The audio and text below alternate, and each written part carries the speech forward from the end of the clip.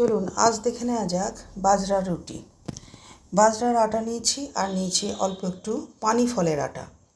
প্রথমে কড়াইয়ের মধ্যে 2 কাপ গরম জল দিয়ে তাতে 2-3 চামচ ঘি দিয়ে দিলাম পরিমাণ মতো নুন আর একটু মিষ্টি, 2টো কাঁচা লঙ্কা কুচি আর একটু ধনেপাতা কুচি।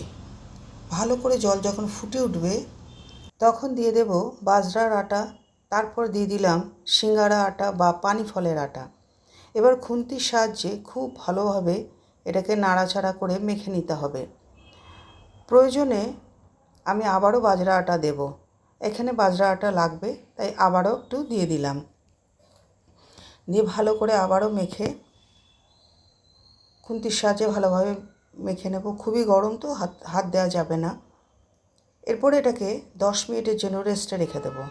তারপর দেখুন এটাকে আমি হাত দিয়ে মাখছি। ক্যামেরার সেটটা একটু ভুল হয়ে গেছে তাই দেখা যাচ্ছে না। ভালো করে মেখে নিয়ে এবার রুটির আকারে এটাকে বেলতে শুরু করলাম। যেহেতু গরম জলে হয় জিনিসটা ভীষণ রকম নরম হয়, তাই খুব সাবধানে এটা করবেন, না তো ভেঙে যায়, মানে ছিঁড়ে যায়, এতটাই নরম। তারপর বেলে দিয়ে দিলাম একটা কাপড়ের সাহায্যে এটাকে ফুলিয়ে নেব। ডাইরেক্ট উনুনের মধ্যে দেব না, একটা এইভাবে 2-3টে সেঁকে নিলাম রুটি হিসেবে। এরপর আমি পরোটা করে দেখাচ্ছি। আবারও একটা বেলে দিয়ে দিলাম, তারপর একটু তেল দিয়ে দিলাম। এই দেখুন ফুলে উঠছে।